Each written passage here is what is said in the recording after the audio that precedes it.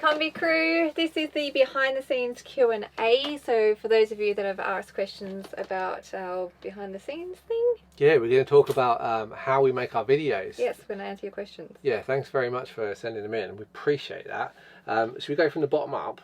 Sure. Yeah, because we, gave Scotty so much airtime in that other video. Have to wait this time, Scotty, you'll be at the end. Yeah, so a lot goes into making our videos, and we do hope that we can make some more behind the scenes posts about like how we film stuff and how we do drone shots and our thinking into how we put together videos. And we're hoping that over the course of the, let's call it Astor Australia series, that we'll be able to share the entire process of how we do what we do. Bit by bit, and we have filmed some stuff already that's in the bag and ready to be edited for you guys. Yeah, so without further ado, here is some questions. First one from Jeff. So Jeff has asked, do you plan many of your scenes in advance, like in the morning, or do you wing it? I'll answer that one first. We do both. So sometimes we plan shots, like we have an idea of what we want to film and we'll semi-plan it. You plan quite a lot. Ben comes up with ideas all the time and what to film and like how he wants shots being filmed. So we'll try to do them. I'll tell you what, Jeff, like a lot of it is dictated by the location. So like we might turn a corner and be like, boom, look at that view, gotta stop and film. Oh yeah, scenery shots are always that we wing it. Any driving shot is like I'd say 95% of the time is like, oh, this is good, we've got to capture it. And 5% of the time is like, we haven't got any footage from this place of the drone yet, or we haven't got any drive-by shots. Like, because they're the ones that always take so much time to film. So we'll be like specifically hunting for a road where there's a good place for us to do the drone stuff. And we sometimes we do have ideas of how roughly an idea of what we want to capture in a scene or scenario. So we'll be like, we need to do a morning scene. Let's go film a morning scene of us waking up and our surroundings and what we're up to that morning. So that's kind of planned on what to film, but how it's filmed, we kind of just wing it. I think what Leah was saying, to add to that, sometimes we'll film one scene of we'll do some what we call A-roll, i.e. speaking to the camera, and then we'll be like, well, we haven't really got any shots to go with that, and to make it a bit more interesting, the B-roll, the shots we put over the top. So we'll perhaps then that will prompt us to go and film some extra shots of the scenario. Usually we break it down into a wide shot, a close-up shot, and maybe a mid shot. So if we've got all three angles, we've got a scene. And there's obviously there's times as well where it's very spare in the moment, like something's happening, so we quickly get the camera out. They're usually the more shaky, out of focus shots where we're trying to capture what's happening very quickly. And obviously those shots are just winging it as well, spare at the moment. Jeff also asked if we find ourselves having to do many takes to get a scene right. That's an interesting question. Drone shots, oh my gosh, so many times we go up and down the same road to get the shot exactly how we want it. It takes time. We'll almost always film the car driving in both directions with the drone, and often multiple times, especially if it's a really good location. Like, how many times we drive up and down that road in Arizona with the drone. It's like, look at Boomerang, he's blue and the mountains are orange, do it again! Yeah, we did that so many times. But there are scenes, when we do, get the camera out to do shots, we try to get as many different shots out of that one scene as possible, so we can use, we don't just have that one shot that we use over and over again. We use different angles to use, so it's not so repetitive. That's right. For example, like drone shots, we try to get different angles of that same road, so it kind of looks like a different scene. All right, what about A-roll when you're talking? You've got something to say. How many takes do you do? Depends. If we're trying to present something, presenting's I find it really hard to try to say certain things. Like if we're doing something for a brand or something, we both do take quite a lot of takes to get that right. But when we're just talking about whatever's happening, we're not really thinking about it, we don't really do many takes on that. But definitely when we're presenting, it's when we need to be concise, isn't it? It's when you need to portray information in a concise manner without waffling, and that's really the part that can sometimes be challenging, because sometimes we add a few extra words in that, you know, is a little fluff and people might just turn off. It's really difficult making YouTube video which is engaging, because the trick is to not get people to turn off, and any ums, and stuff like that is dead air, and that's why a lot of YouTubers will use what they call jump cuts, and just even when you're talking normally, you'll cut out that kind of dead air or any ums or ers or anything like that to keep it more engaging, keep your brain working out what's going on. Because unfortunately, the YouTube audience especially, they have a short attention span, so we need to cut very like sharp, concise information, so yeah, they don't tune out. I don't think we do too many takes with things. A lot of the time, you know, especially when we're doing like just normal stuff, just normal vlogging, like morning, like that'll be one scene, you know, and we're really trying not to go over and to make cuts, because the more times we have to do that, the basically the more work it is, and it's good for you guys to get used to us saying and and being human, you know. We're not robots, and I'm sure you appreciate that in our videos. It's better to be natural. Susan Doyle, hi Susan. When are you planning to release videos? Come on, guys. No, she didn't say that. She just said once a week or once a month. What do you think, Leah? Definitely once a week we want to do videos, yeah. We have... Go on. I was going to say that there is a lot of... there's a lot of reasons why it's beneficial for us to release once a week, okay, and most of that is because of the engagement. We see a massive drop off in all of our stats when we're taking a break. It's not a break, we're behind the scenes making videos and filming new videos and editing the videos, but when we're not uploading videos every week, it's really actually quite detrimental to the entire channel. So I think that once a week would work really well for us, and we're working really, really hard behind the scenes to try to kind of make efficiencies in our video creation process, and maybe even bring in some help to help us with some of the other tasks around Kombi Life, to free us up to be able to concentrate on the creative stuff and get videos out for you guys quicker. We really want to be more real time as well, like not just for you guys because we're getting there on Patreon, but also for like YouTube, you know, like it'd be great if we could just be a month or two behind, not a year, and I think we will get there. So the idea is once a week. We don't want to drop back to once a month. So Philip asked this behind the scenes question: are you happy with the balance between work and travel? Or do you feel that often your work impedes your own experience of wherever you are? We've been trying to get this balance right for years, and we still haven't got it. We still haven't got the hang of it.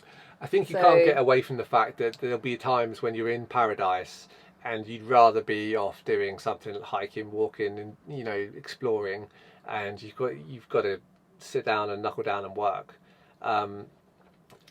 And you can't, like, so if you look at it like that, you're going to think, oh, well, it's, you know, is it better for you to just work and then maybe like a lot of you guys do, take your holidays, vacations, and go off and do traveling?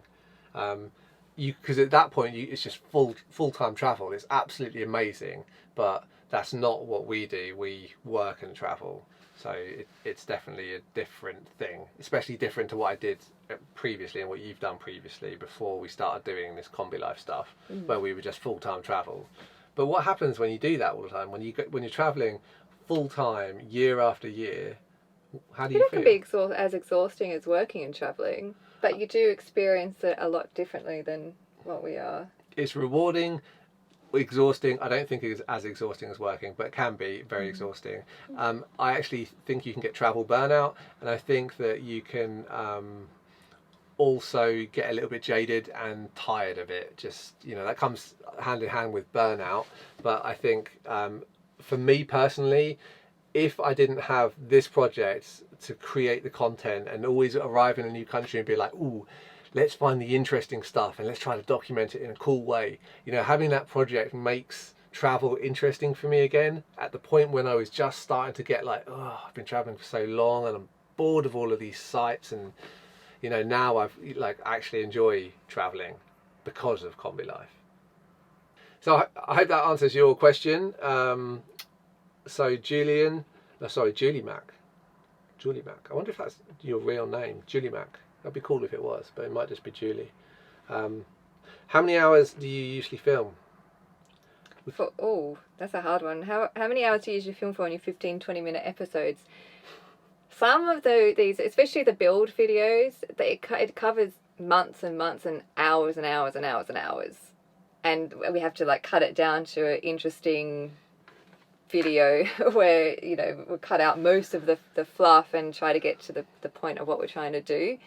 So especially these build videos, there are a lot of hours that are cut down to a 15-minute episode. Yeah, she asked how much we film, how long do we edit for, because she's saying that a lot of people put out kind of sloppy videos and whipping them out real quickly, and thank you, she says that ours are high quality, and she's curious about the difference in the efforts. I think it's actually a good point, because we can knock out a video very quickly, and a lot of the time the difference in effort is not actually rewarded by the YouTube community or algorithm. Yeah, so we were talking before about how many we want to get to releasing weekly videos, and I think in order to do that we have to spend less time editing and getting it perfect, and finding the right song and editing it to the way that we want to. It's still going to be like the best that we can do in a shorter time frame, because we can't spend 4 or 5 days trying to do a video. There's a problem there though, isn't it? Both of us are perfectionists. Yeah, we have to get rid of that. Yeah, we're going to have to, that's part of our streamlining process. Another part of it is just finding efficiencies in the production. Rather than just film B-roll all the time and rely on narration later to tell the story, try to think ahead of time and tell the story in A-roll and speak to the camera. That saves us a bit of time as well. So these are some of the steps. We still want to keep the quality really high. We want that to be what we're known for. Hopefully that's why a lot of you guys are getting behind us, because you understand how much effort that goes into it to do what we do, and we want to keep that that quality there. So it's pretty difficult. How many hours of filming to make it a thing? It's very difficult to say. But typically speaking, in terms of data, we might get like a terabyte a month. It would be great if we could create kind of feature-length episodes that contained all of the scenes, but sometimes from a storytelling perspective, we chop a bunch of stuff and we just chuck it out, and it never sees the light of day because we think that it tells a better story, to keep that out of the video. Yeah. Okay, flipping camera overheated. So how long does it take to do an episode? A day of sorting through all of the footage and writing combined, maybe 2 days on an edit, and then a day in kind of finalizing post-production, including uploading to YouTube, all of the tag sort of stuff, exporting, not including the export time, because sometimes we'll run that overnight because it takes so long to do that. Majority of the time Premiere Pro stuffs up on us, and it takes days to just get it exported. Yeah. So when it stuffs up, it can take us over a week to get a video finished, and to the point where it's uploaded onto YouTube because of technical issues. Yeah, it's shocking actually.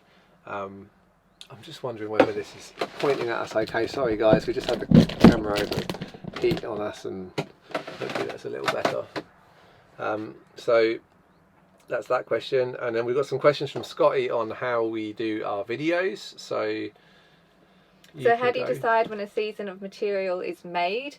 We actually don't know how that is done until the end of it. So when we kind of have an idea, we look at all the footage, we're like, okay, we can probably get 10 episodes out of this season.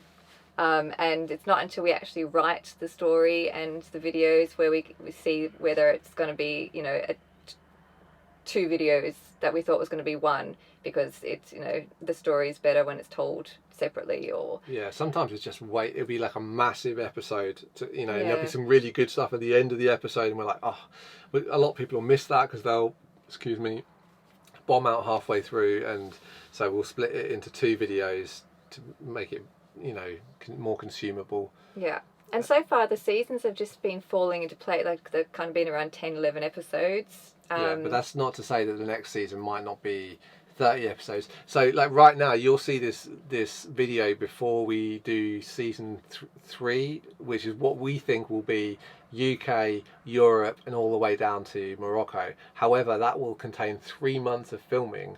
So For 6 months. well, no, because there's not all of the build in the UK. Like it'd be a month of, so 4 months. It'll be 4 months in total. So that might end up being like 20 episodes. You know, during the build, we were basically doing 1.5 months or 2 months of filming would be 1 episode. But when we're traveling, we hope that that will come down significantly because more will be happening. Yeah. So we'd like to have the seasons to be like in like geographical kind of like, you know, all of Europe, Yeah, and that then would be Morocco nice. can be 1 season if we're going to be there for 4 months filming lots of content. So yeah, it just depends on where we're filming and what we're filming. How do you organise your raw videos so you can find content easily? It's a flipping nightmare, Scotty. It's a flipping nightmare. Honestly, you wouldn't believe how long it takes just to find a video. We know where it is, but you open the folder. We've got it such that it's within a country, and then within, sorry about that, within a country, within like a year, and then sometimes even like, you know, in that particular state or that particular, you know, that time we were off-grid swimming or something. So far we've been really good at remembering where shots are from, and like I need a shot that's from that, you know, moment, and we remember exactly where it is in, you know, what country it's in. That's been, but Even that. yeah, that's quite hard. And going forward, when there's more and more content, we're going to forget. But we do organise it, as Ben said, in countries, so we kind of remember around about where we filmed something, or you know what happened in that certain country. We go straight to the folder. Typically when we'll open the folder, there'll be like 100 video clips, for example, and then we'll have to wait for them to load gradually, and then we'll see a still frame from that video, and we'll know, okay, that's the one I'm looking for. That's the only way we've got to do it. The better way to do it would be to use meta tags, which we could do, but it would add like a day or 2 extra work each time we go through an episode, and currently we don't have the resources to like employ someone to do that meta tagging for us. But that would mean that we could just go swimming shots, and we'd go brum, all of the swimming shots would appear, you know, like water filtration system, brum, all the times we talked about that, and that would be great for editing. But yeah, we don't have that yet because we're not Hollywood, we're YouTube. How do you store your videos? We have backups, so we have about 3 backups of our videos on 3 different hard drives. So if we lose one, or if something happens to one of them, then we've got a backup. And so we've got an off-site backup, on-site backup, and our working hard drive that we work from every day. Yes, and we'll back it up every week to the on-site stuff, and once we've got a full hard drive, we'll send it off back to the UK to be off-site. We're actually hoping to improve this situation and get a NAS at some point, so we'll probably be talking about that in a video. More to that when we figure it out. There's a lot. How do you upload raw footage, or do you upload raw footage, and what service, or do you store them locally? It just takes forever. I tried to do a cloud thing that was like unlimited storage. You get throttled in the speed. So even though we have ridiculously fast internet in Jersey, we just couldn't it was like 4 years to upload just the Astra Alaska footage, never mind the 4K footage that we film now for this project. So no, we don't use any online service. It's not really feasible, very expensive. If you do find one that works out for you, a better way to do it would be to have a NAS, your own RAID system at home, multiple hard drives, and have another one that duplicates off-site somewhere as a backup. So Expensive. what are some aspects or skills in the editing process you wish you knew at the start but didn't learn till much later? Shortcuts. Comes with experience, but like shortcuts make editing much quicker, for me at least. Leah likes the mouse, so she's slow, but she's faster than mine, so we're about even. Well, she's faster than me. Her mind's super fast. I wish I'd known that. What about you? They're probably shortcuts as well. Like I'm getting better with shortcuts. Just most of the time I don't use all of them, but the ones I use regularly definitely help in speeding up the editing process. Yeah. So yeah, more shortcuts. If you want to see more about that, there's a video on YouTube called The Most Advanced Editing Tutorial in the World. It's like 4 hours long. It's insane. It's got lots of really cool tips. But you've got to be really into editing to want to watch a 4-hour video about it on YouTube. But it is very valuable if you are. I learned everything I know about editing from watching YouTube videos and practice, trial and error. And it was a good way to learn. But I think that it's probably actually the best way to learn. Just making lots of videos is the best way to get into it. What is a good beginner, mid-level and pro-level equipment setup for filming, editing, audio, storage, etc.? Best way I can answer this is for you to look at the links that we have on. If you look at on our YouTube page, in the top right hand corner you'll see like a little Amazon logo, and that takes you to a store which is where we've curated the various types of equipment, some for van living and some what's in our camera bag, and some for like camera bags that we'd recommend for different levels. I think I'll expand that with your request to include kind of like, you know, pro level stuff. We've also got a profile on kit.com that shows you a beginner, entry level kind of setup, and also one that's for like run and gun nomad filmmakers, so you might want to check that out. Yeah, well, hopefully that helps, and hopefully that gives you guys a bit of an insight into the behind the scenes of how we put stuff together. Yes, we've got videos coming out soon, and like behind the scenes, and like how we do a drone shot, how we execute that, and yeah, a bit more behind the scenes filming shots and videos that will be coming out soon. Yeah, please feel free to comment below on anything that you'd like to learn about or like hear about. We'd be very happy to create that kind of content for you. We've also been toying with the idea of creating an actual dedicated course showing you our process and how to edit and film and things like that, so that you could create the kind of stories that we do. But that's a little bit of a sidestep away from our niche of kind of travel and adventure. So if you guys would be interested in that sort of thing, please let me know if you would be, you know, interested in purchasing an online course from us. You know, a little feeler out there to see whether it's feasible for us to do. It would be good because we have a lot of skills to share in that area, but it's not really our niche. So I don't want to go to the trouble of making the course and no one wants to go buy it, is it? Because there'll be a lot of work to do, but I think it would be good to share the knowledge. Yes. Anyway, guys, we won't keep you any longer. Thanks very much for your support. Thanks for your questions. We'll catch you in the next one. Okay, bye.